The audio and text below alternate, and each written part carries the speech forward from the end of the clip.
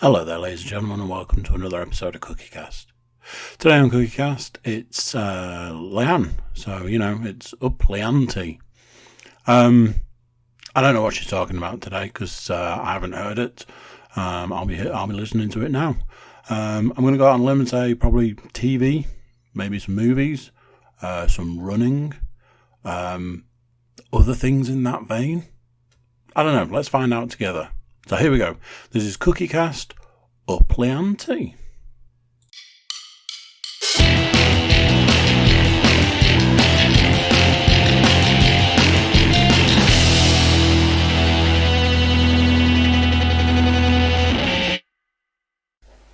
Okay, sound is on. Camera is now also on. Where is it?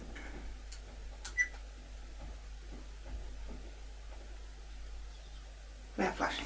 We have a red flashing light.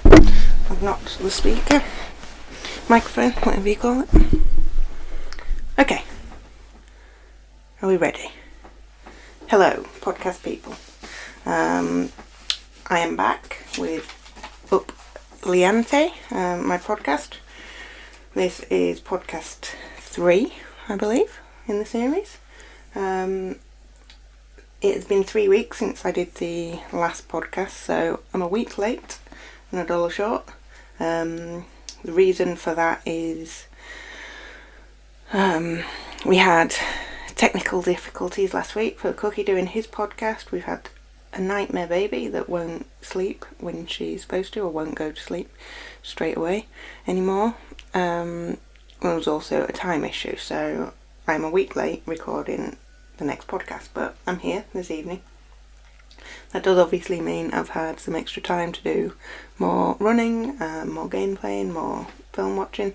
I'm not sure how much more of any of those things I've actually done, but we'll get into that now. So first on my list, I've got my little list here. First on my list is my running. So I went the day after I last recorded the podcast, so I went on the Wednesday and managed to run for 9 minutes. That gave me an 11.5 minute mile, which was pretty good. I can't remember where I left it at the last podcast. I'd maybe done 6.5 minutes. I might have done more, I can't remember off the top of my head, so I managed to do 9 minutes. Not sure what distance that covered me, but that's by the by. Now, I didn't then run again for another week, so I'd gone on the Wednesday and I didn't then run until the following Wednesday. Can't remember what reasons that was. Probably time and fitting it in, because I've said before I prefer to go in the morning, so although I have opportunity to go in an evening once the baby is in bed, it's just not for me, unfortunately. Maybe it will come back at some point, because I used to enjoy an evening run after work, especially when the nights are lighter, there's a bit of sunshine, but at the moment, by the time baby's in bed, we've eaten, sat down, I'm having to work a little bit on an evening at the moment to try and fit some hours in, so anyway, running on an evening is just not an option for me at the moment. So I didn't go for another week, and I changed the route when I did go. I felt like I needed to do a slightly longer distance just to try and push myself a little bit further, and I managed to run a whole mile without stopping. Big achievement in the grand scheme, and that was a 10 minute 10 second run. So somehow I managed to knock over a minute off my time. I suppose that's more running, isn't it, to cover that distance, and managed to complete a mile without stopping at all. I think having a longer distance out there kind of pushed me to run that little bit more, so I was really pleased with that. I then went again on the Friday, the Sunday, the Tuesday, and I last went on Saturday just gone, so today is Tuesday, so it's another 4 runs, and I managed to, the next run after the mile distance, I upped it to 1.3 miles without stopping.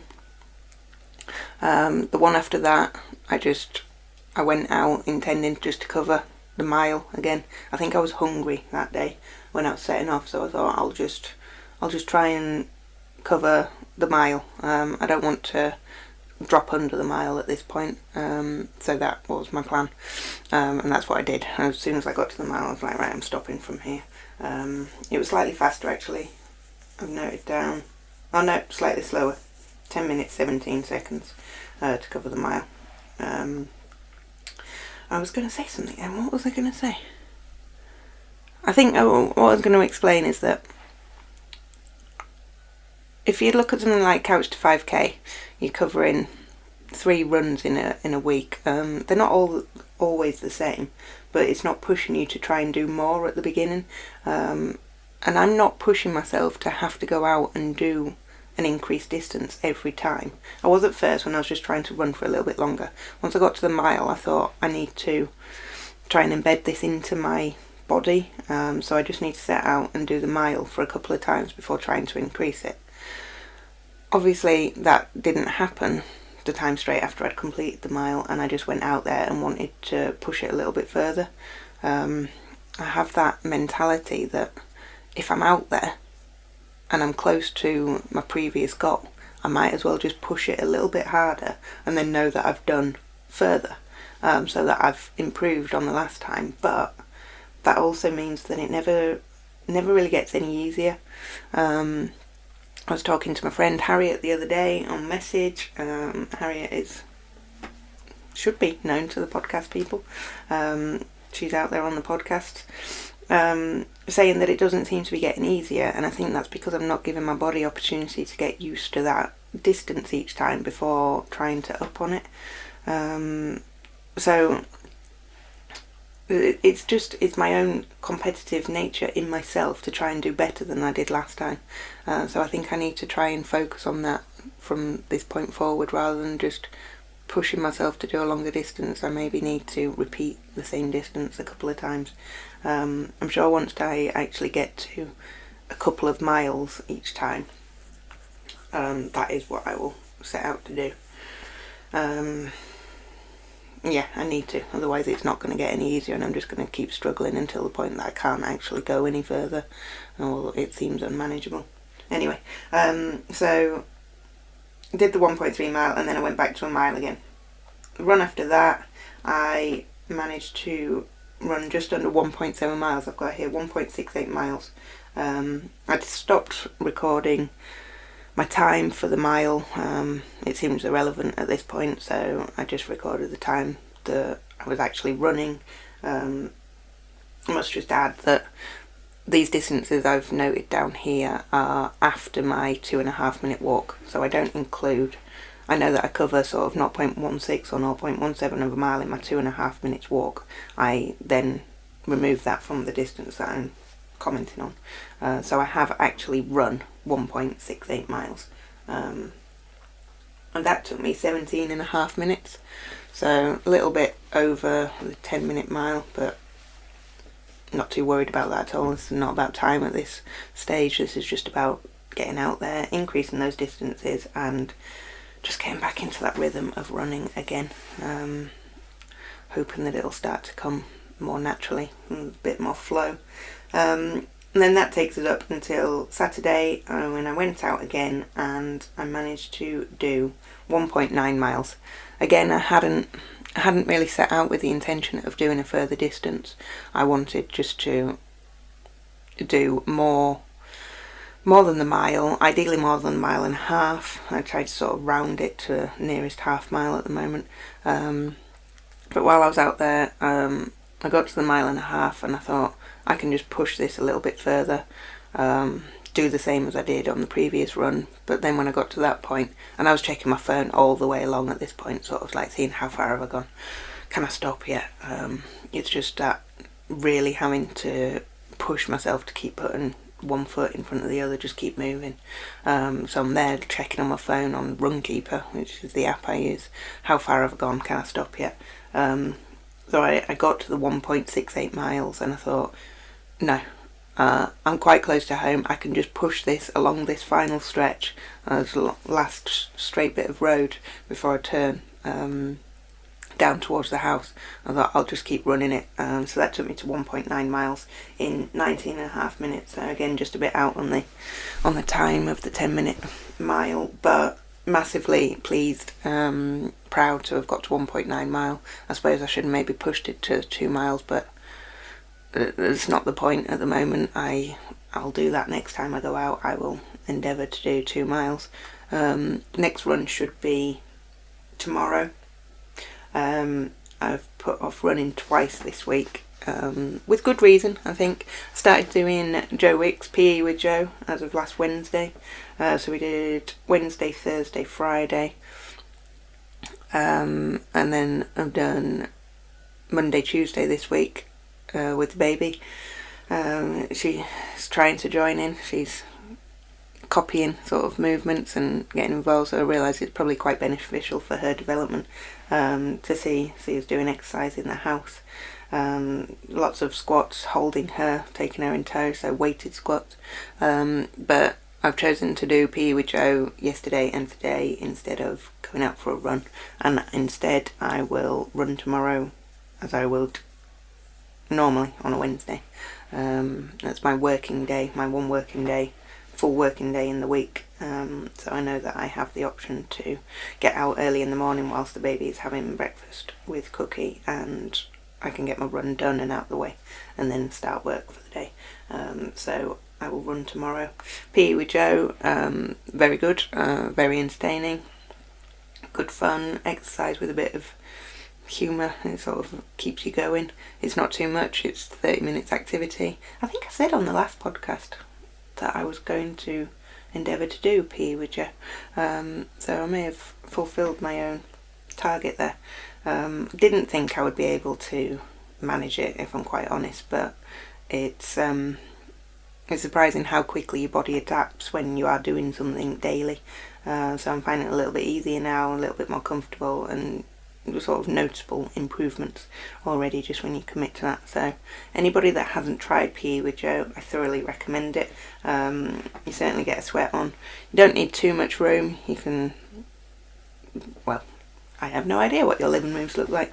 I would say that you can do it in the confines of your living room. Maybe even take it out in the garden and get him on your YouTube on your phone or something, or iPad. But give it a go. He plays a couple of games every day. He's been doing a quiz this week, a round the world quiz, and he asks 15 questions throughout the workout, something just to keep you occupied, take your mind off it. He has a spot the difference on his shelving units behind him. He introduced a competition on Friday about designing a new PE with Joe t-shirt.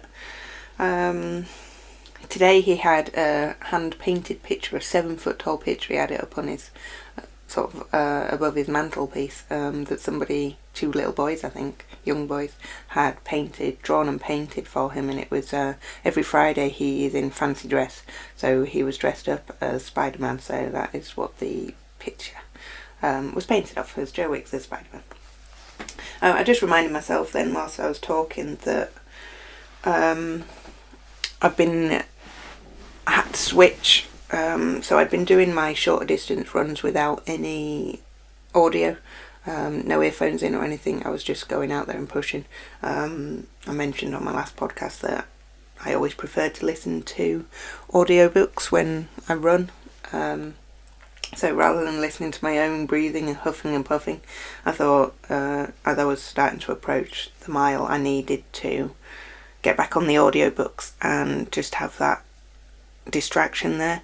I started listening to one, can't remember what it was called, but Sometimes I Lie, and this woman, the book sort of starts and she states these 3 facts, if you like, that she's in a coma, that her husband doesn't love her anymore, and sometimes she lies. So immediately I thought, oh, it's one of those statements a lie. I started listening to it and it wasn't very engrossing. This poor woman is in a coma, and then it flicks back in time a couple of months. I think it's probably in the lead up to why she ended up in a coma. It's talking about her work life. It jumps, she's back in the coma, there's nobody there with her, and she's sort of trapped in her own body, but conscious, if you like, while she's talking. It didn't draw me in. It wasn't enough to distract me from the running as much as I would have liked. So I think I listened to it on 2 of my runs and decided that was no more for me. So I've gone back to an old favourite book, which is My Friend Leonard by James Frey. It's a second sort of in a series of books. Well, there's 2 of the books. It's the second one. The first one was called A Million Little Pieces. This is a book that I had recommended to me years and years ago from an old friend. I read them both in paperback at the time, loved them, and have since listened to A Million Little Pieces on audiobook whilst I was running. I think I was training for one of my longer distance events at that point, and realised that I had in my library for Audible the second one. So My Friend Leonard, started on that. Good couple of books. Thoroughly recommend them. I think there was a bit of controversy around when the books were released. They were believed to be true, sort of factual stories based on best case memory, given that the author or the focus point in the book is a gentleman with alcohol and drug addiction. So it was based on his best case memory of what happened at those points in time. And I think a few years after the books were released, it maybe came out that there was some fiction added to it, or maybe it was at that point they stated that it was just his memory, based on what he thinks he could remember, and maybe just fleshed out a little bit with some maybe not so truthful. But regardless of that, if you just want a good book, they are good. They are enjoyable. So I'm currently listening to My Friend Leonard. I'm only in a couple of first few chapters and not that far, given that I'm only out running for 20 minutes at a time. I'm not sure if I've listened to it only twice so far on my runs. But yeah, if you're out there and you're running and you always listen to music, I would recommend trying audiobooks. Some of you might think it's a bit weird and you much prefer your music, but if you've never tried it, then I do suggest giving it a go. I always remember being in the gym and not, when you could have a screen in front of you on the gym, and not feeling like I could focus on reading subtitles and things. So I always thought that wouldn't be the sort of thing, but when it's just the sort of thing that would work, sort of, because you think of it in a reading sense, whereas if you just actually try it and there's somebody reading out loud to you, it's easy to get lost in the words of the book, and sort of your imagination is picturing different things. So it, for me, maybe for some of you, it'll take your mind off it more than music. Anyway, I'll stop rambling on about running. What is next on the list? Games. So last time we spoke, I was just starting out on Zelda. I think I was maybe 3 or 4 bosses in. As I said, that was 3 weeks ago. So since then, I have finished the game. Finished it about a week ago. It got to a point in time where I was on the last boss and the last dungeon, and I thought I probably didn't need to bother finishing the game. I knew I was at the end, and I thought, what difference is it going to make if I finish that last boss? But I realised that I needed to actually finish it to state to the podcast people out there that I have finished the game. The game was enjoyable overall. I do like Zelda games, so I did enjoy it. It was fairly easy. Once you realised how to defeat each of the bosses, they didn't take much defeating. It's usually sort of 3 or 5 attacks in a particular format to finish each of them off. So the difficulty level wasn't. It was perfect for me. I don't like games that are too hard. I don't like it when you're fighting at a boss for ages and ages, and then you might suddenly die, and then you've got to go back and spend an age trying to get to that same point, and then find that you die again. So this was my sort of difficulty level. The actual gameplay, no, I don't mean the gameplay, the actual knowing where to move around and where to go next, that was more tricky. I wouldn't have been able to get through that game without a walkthrough to just guide me in the right directions and give me suggestions along the way. I think I would have spent a lot of time just roaming around, and it ended up being quite a large map, so I wouldn't have enjoyed, I didn't enjoy it, which is why I turned to the walkthrough on a number of occasions just to point me in the right direction. There was often a little owl. He would come down and give you some guidance as to what your overall main objective was next, but it wasn't always enough to help me along the way. Maybe that's just me, I don't know, but yeah, I definitely wouldn't have been able to do that without the walkthrough to refer back to. Some of the bosses as well, although they were straightforward to kill once you knew what to do, I didn't always know how to kill them. Sometimes you don't have the right equipment on you and you should have done something else along the way. Sometimes it was just that I wasn't using the right piece of equipment, the right tool to actually attack the boss, so I needed to refer to the walkthrough to give me that direction, give me that clue. Bear with me, I'm having a drink for those listening.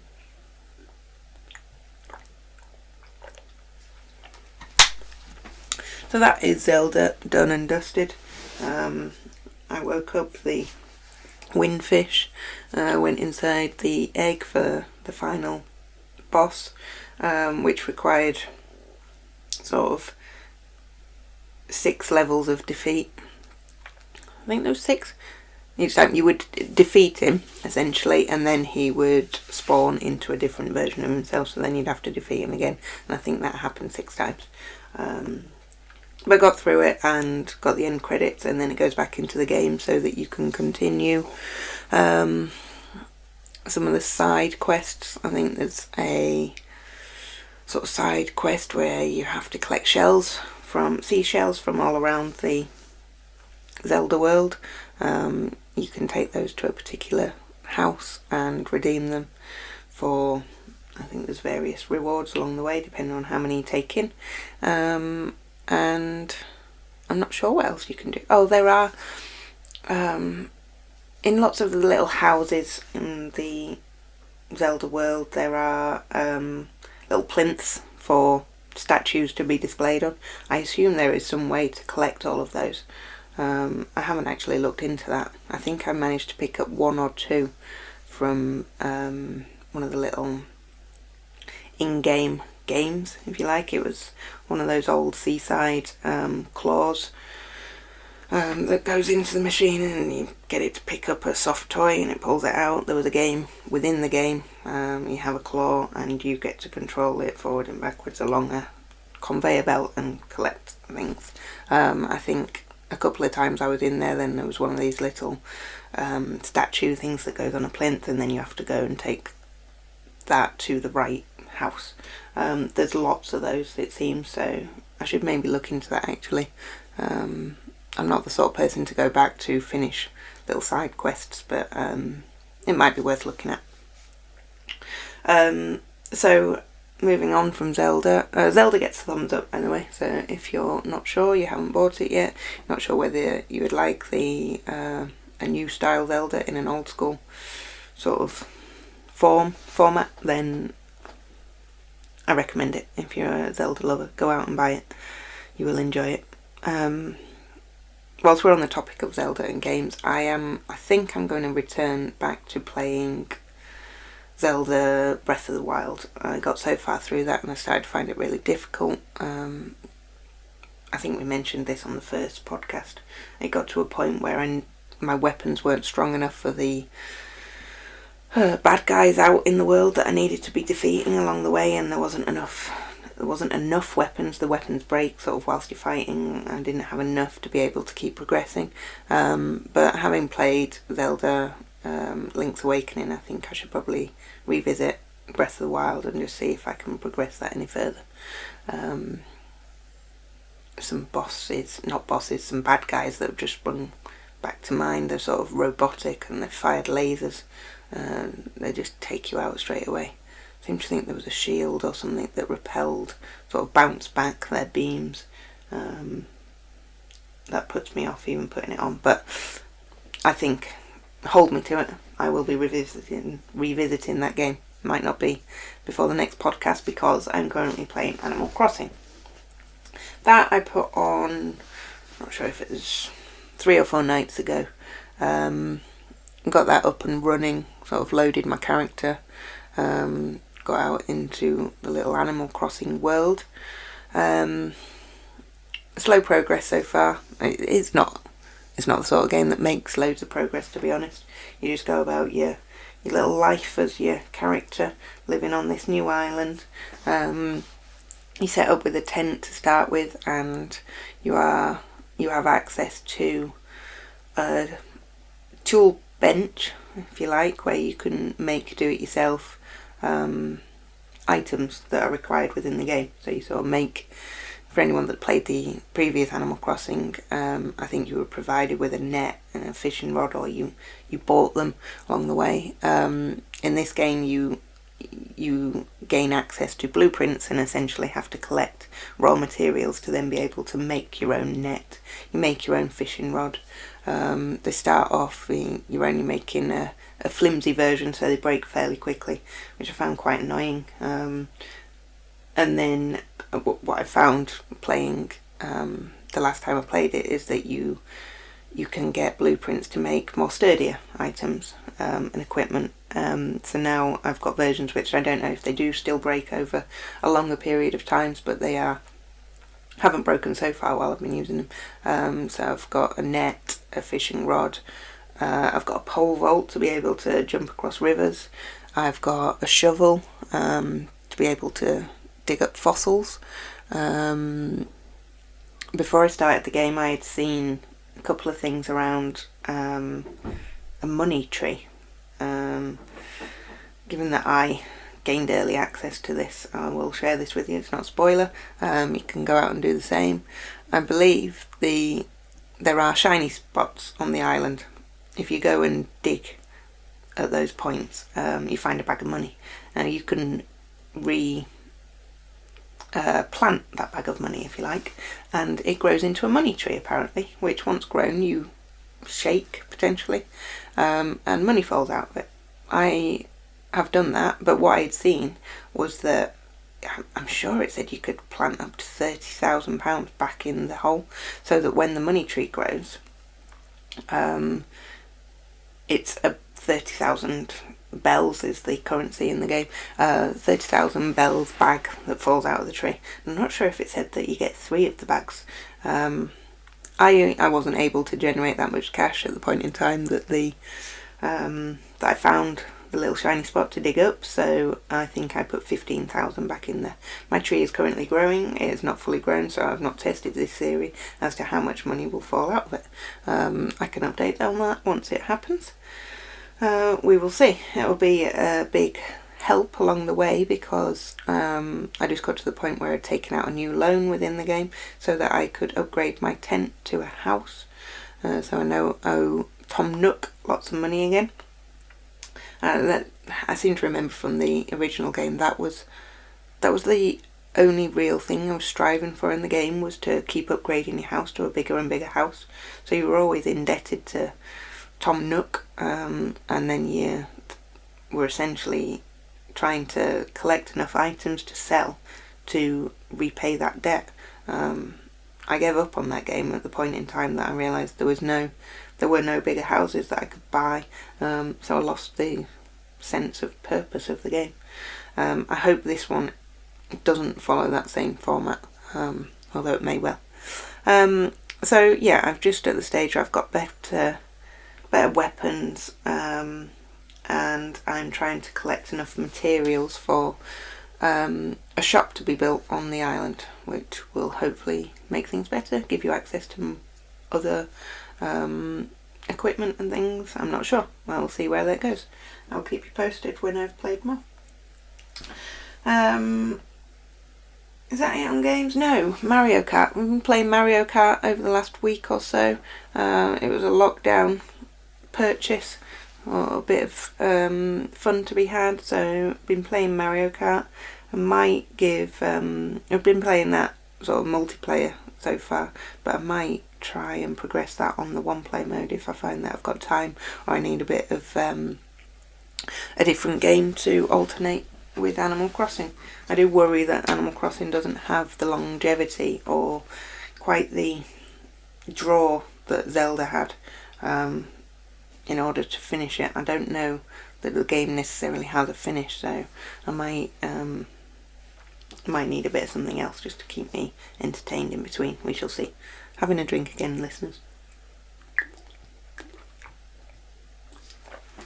My throat sounds very dry and croaky, and I realised when listening back to Cookie coding it that I hate the sound of my own voice. So apologies to all you people out there. You may hate it too, in which case I recommend that you don't listen, but hey. So that is it on games. Not much to say on Mario Kart. Lots more characters than the last time I played it. I had a copy on the Wii U. Not sure that it got that much gameplay, to be honest. It's one of those that you sort of take it and leave it. It's not really one for just sitting and playing. There is no story mode as such, so they don't always get a lot of gameplay. But thoroughly enjoyable. Lots of guest levels. There was an Animal Crossing level. There it is, excuse me. So lots of levels from other games from the Nintendo universe. Okay, let's move on to TV. So I've got a couple of things written on my list. So I finished Lock and Key. Very good series. Really enjoyed it. End of the series leaves it open for another series. A bit of a annoying ending when you realise what's happening, and you think, how have they done that? But they actually went on to explain what had happened before it wrapped up the final episode. So very good. I enjoyed that. If you like, sorry, I've realised that I keep looking off to the side and there is a moth flying around the room. I hate moths. I have a fear of moths and butterflies alike. My irrational fear about them is that they will land on my tongue or go up my nose and essentially dissolve and I will have eaten it. I've never known that to happen. I don't know why it's my fear, but I think I have to say that I hate moths more than butterflies. This one is a very small one, so I'm not scared of it as such, but I just don't want it to come anywhere near me, and it's getting closer and closer. I have no idea what I was saying about Lock and Key. Looking forward to a second series on that. I think I was saying if you like fantasy, a bit of magical mystery sort of TV, then it's worth a go. Give it a try. It's on Netflix. I presume it's still there. It was yesterday, I think, when I was last on Netflix. So I won't say much more about that, as I've almost forgotten how it all finished up. I know how it ended, but I've got nothing to comment on other than get it watched. Something that I'd remembered at the back end of the last podcast, I was trying to remember a series that I'd finished that week prior to recording the last podcast, and for the life of me I couldn't think of what it was. It came back to me, so I wrote it down on my list. This is the list I've been building over the last 3 weeks. Every time I think of something I need to mention, it goes on the list, otherwise the podcast, I would come and sit down here this evening and have nothing to say. But the series was The Stranger. I think it was on Netflix. Concept of a female stranger getting in touch with people to essentially air secrets that they didn't know about, either to blackmail them or to get them to, I don't know what, seek revenge on the situation potentially. Very sort of twisty and turny sort of program. You're not really sure what's going on and what's happened a lot of the time. There's just this stranger getting in contact with different people. You don't know how these people all connect until towards the back end of the series. very good show. Thoroughly enjoyed that as well. So I would recommend, if you're looking for something else to watch and you've not already worked your way through all of Netflix, then that's another one to add to the list. After I'd finished Lock and Key, I needed to find something else to watch. I wanted something of similar sort of nature. I'd heard a lot about Black Mirror. I think it's quite an old series, it's been going for a while. So I thought I'd give it a go. I didn't really know what I was signing myself up for. I thought it was a bit of a dark show. So I popped it on TV. I've had a couple of people recommend it to me saying you should watch it. So I watched it, and I watched the first episode, and anybody that has already seen the series will know that the first episode is quite shocking. What I didn't realise when I was putting them on, or putting the first episode on, Cookie had to explain this to me, that they are all standalone episodes. There is not one set of characters, and it doesn't flow through a series. You're not following the story of your characters and investing time in those people as they progress. And I watched this first episode, and then I struggled as to why I would then want to watch another episode. If I'm not investing my time in people that you get to know throughout the series, then what's the point? So I struggled. I thought, I'll give it a chance, I'll watch another episode, which I did, and I had to text my cousin Amy to inquire, because I knew she'd watched it, and say, why do I need to carry on watching this? Sort of what drive have I got there to watch another episode if I'm not going on a journey with characters that return and crop up each episode. And she just said that it's a show that makes you think. Each episode is designed to make you think about a potential alternate reality, a future state that's got technology that we potentially don't have, or certainly didn't necessarily have when the show was filmed. So I don't know how old series 1 is, but there is technology. I've only watched 3 episodes as well, I should add. Technology being shown within those first 3 episodes that make you think of how things could be in the future. And I think it does just, it makes you consider what could happen and how bad things could potentially be. So I've got over the fact that I'm not seeing the same characters. We're not going to go on a journey. We're not on a story together throughout the series. That they are all just standalone episodes. I can't say at this point in time that I think it's fantastic and it's amazing, but it's easy to watch. The episodes are sort of 40 to 50 minutes. So if you're looking for, you've just got a short amount of time to kill, then it's perfect to fit in an episode. So I'm on board with that now.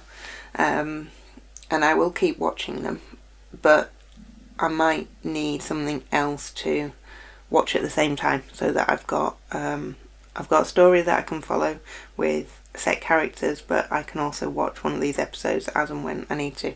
Going back to the first episode of Black Mirror, it's a shocking concept of the Prime Minister being held to ransom. A member of the royal family is being kidnapped, and he is given an ultimatum, essentially, that he either has to have sex with a pig and stream it live to the UK or the world, wherever, via the TV, or the member of the royal family that's been kidnapped is going to be killed. So it's the sort of dilemma he goes through with being faced with such a decision. It's quite, I guess the nature of that ultimatum is quite shocking in itself. And I guess it makes you think, what would somebody do in a real life situation being given that ultimatum? If you don't go through with it, then you are responsible for somebody's death. If you do go through with it, how does anybody ever look at you the same again? Do they think that you're a hero because you saved this person's life? Or is your reputation tarred forever, being in such a being in such a position as the Prime Minister or a member of royalty. People will know what you've done for the rest of time. Very bizarre. But as I say, I can't recommend it to people. I'm not saying don't watch it. It's just I've not got that far into it to think this is a really good series yet. So we will come back to that, as with everything. Movies. So the movie that I have managed to make time to watch this week was, in fact there's two, both on Netflix. One was called 47 Meters Under, something along those lines. It's basically a movie about a shark, essentially. A group of girls go scuba diving. One of their parents is uncovering a lost world that is buried underwater. They go scuba diving down there, and there is a very large shark living down there. A shark that is used to living without daylight, so is blind, but presumably has heightened sense of smell or vibrations, however sharks operate. So it is a fight to the end with a giant shark. It's not the best film you're ever going to see, but it's the kind of film that I like. I like films with big monsters or big creatures, and I like silly horror films where you are battling one of these creatures. It got a little bit samey and repetitive quite early on. They were being faced with situations where they're trying to get away from the shark, which seem to keep repeating themselves, but as the film progresses, things do change a little bit. There are less characters on screen, and the shark ultimately becomes cleverer, if you like. It's not a film I'm going to recommend that anybody goes out and watch unless crappy horror films are your kind of thing. It was just something that I'd added to my list, and I thought, I'm going to sit and watch this, it'll be easy watching. So that is out there. I'm sure it's called 47 Meters Under. Potentially got shark in the additional title. Anyway, the other film that I've watched, which was quite good and I would recommend people see, is The Platform. That is also on Netflix. It was dubbed, unfortunately, but that sort of stuff doesn't bother me. This is a film, a concept, sort of an alternate sort of prison type situation. The prison cells are each on a level. You've got no scale of the building, such as just you've got a prison on a level. These prisoners on this level, there is a hole in each platform, and they can see up. I think it said there was 15 feet between each level. They can see up and see that there is level after level after level above them, and they can also see down, and there is level after level below them, each with 2 people on each floor. There is a moving platform that travels between each floor and stops for what appears to be just a couple of minutes, whilst people eat the food that is provided on this moving platform. I can't remember how many levels it alludes to there being in this film, but as the film starts, the new guy on this platform is asking this other guy that's been there longer sort of what floors he's been on, and I think he maybe says that he's been on floor 130 or something, and the premise of the film is that people on the first 50 levels, obviously the platform comes out, it's piled up with food. People, as it moves down, are eating this food. So as it gets to the lower and lower levels, there is less and less food available for people to eat, and it's kind of how the lengths people will go to survive. They spend 30 days on each. They spend 30 days on a level, and then at the end of those 30 days they are drugged and moved to a different level. So someone might be on level 18 and they will get plentiful food for 30 days, and then wake up on level 100 and find that they are in a survival situation, because by the time the platform reaches their level, the food has been completely decimated and there's just empty bowls. So it is a survival type film. It's quite dark and there are elements of gore within it. It was a good film. I enjoyed it. I think I fell asleep towards the back end, but I'm pretty sure I've seen it all. It's worth watch if you're looking for something a little bit different. It's not the sort of film I've seen a storyline of before. So yes, dark horror film. Give it a whirl if that's your kind of thing. I think that is it in terms of TV and mirror. So just moving down, I've got a few little AOBs if you like. Week 5 of lockdown at the moment. We just had the lockdown extended last Thursday for another 3 weeks. I don't know how you're all finding it, but things are getting harder. We're going even longer now without seeing friends and family, loved ones, without that sense of normality.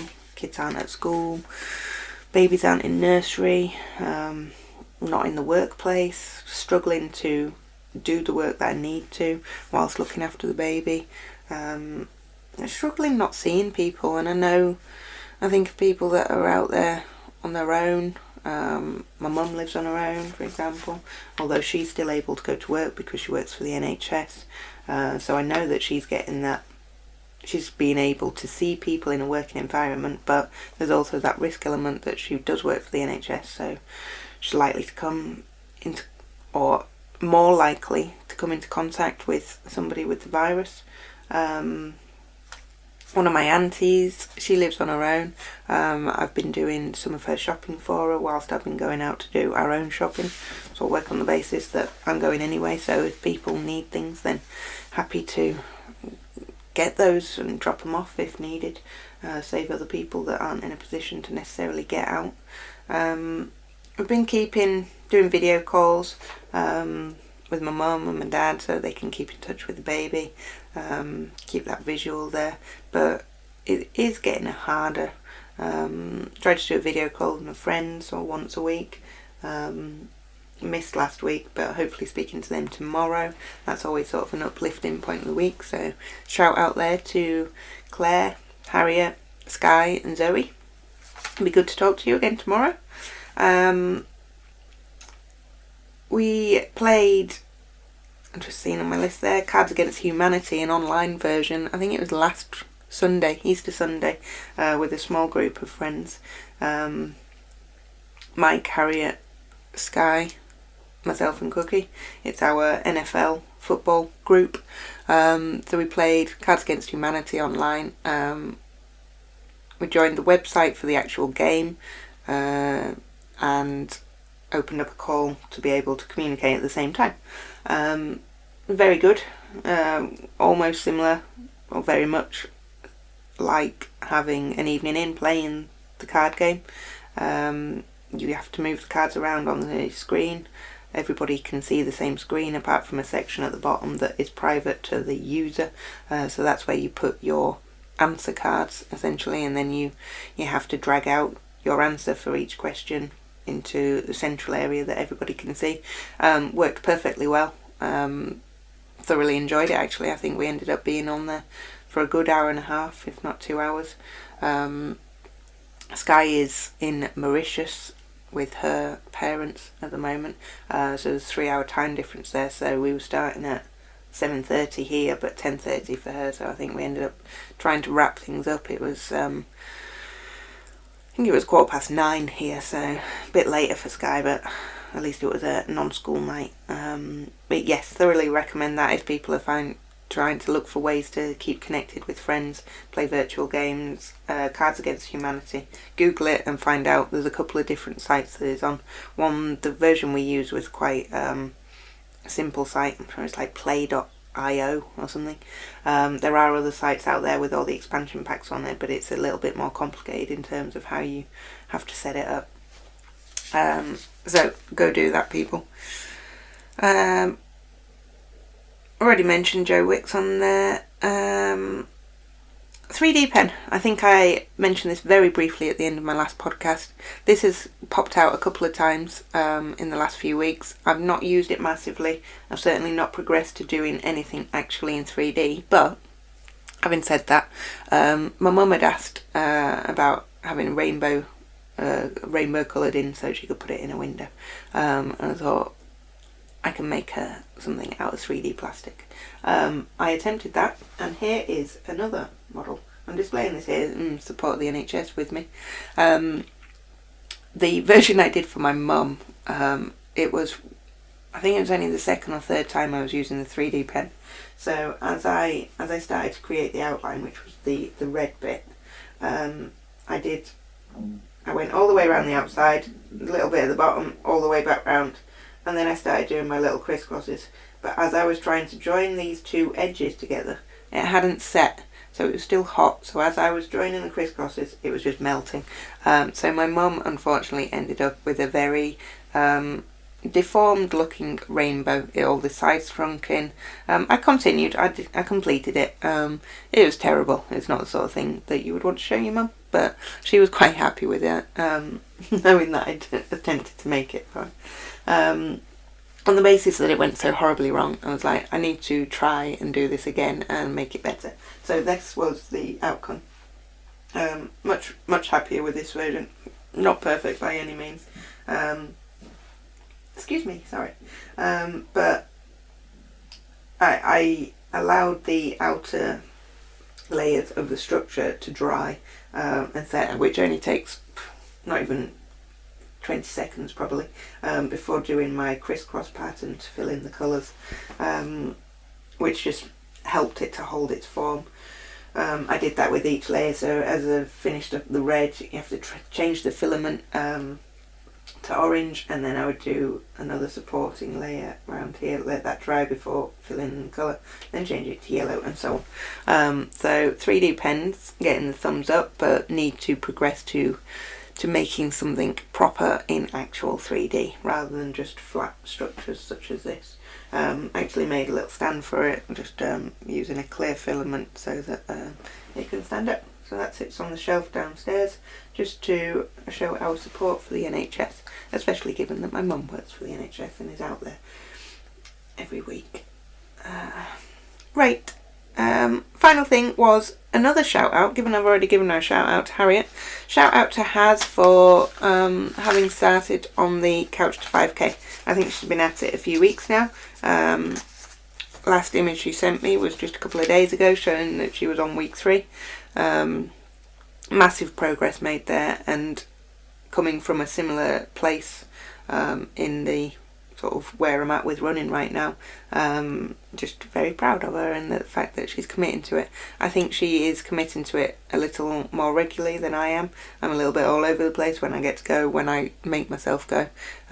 She's a bit more regimented and getting out there in her 3 times a week. I don't know actually if she's managed to progress quicker through the weeks by going out more than just the 3 times. But just wanted to give her a shout out because she said she'd listened to the podcast and was then commencing Couch to 5k, so I just thought I'd say hi and well done, keep up.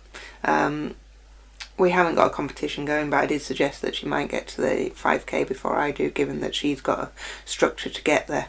I will need to jump from my 1.9 miles to 3.2 miles in the next 3 or 4 weeks in order to get to the 5k, which isn't unmanageable at all, but I'm just trying not to think that far ahead in terms of how quickly I will get there or anything along those lines. I'll just keep going and keep running and see where I get to. I think then that is it, so I will wrap things up there. I've covered everything on my list. I will, as always, endeavour to play more game, watch another movie or 2, certainly continue watching Black Mirror, and if not, find something but find something else to watch alongside it. I would like to watch Ozark Series 2. Watched the first series, Cookie and I did, but I didn't feel like he was as keen to progress with Series 2 as I am, so I'm wondering if I can watch it without him. I'll have to check in on that, see if that's possible. So we'll try and watch something else, watch another movie or two, continue with Joe Wicks, continue running, see what else I can fit into my time whilst we're in this lockdown. Okay guys, I'm going to say over and out, and I'll see you again next time. Thank you, bye!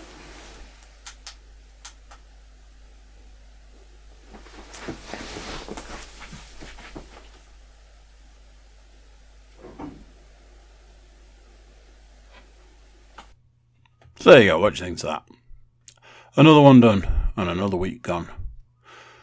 YouTube watchers, make sure you're subscribing. You know, the subscribing's important. Shows your love for the podcast. Find a friend, get them to subscribe, get their friends to subscribe, and their friends to subscribe, and so on. Everybody jump over to the Cookiecast.com, check us out over there, send us some love. Send us all kinds of love. Social media, email, send us all the love. So there we go. That's that one done. Until next time, I'm going to say bye, and I'll see you then. Bye.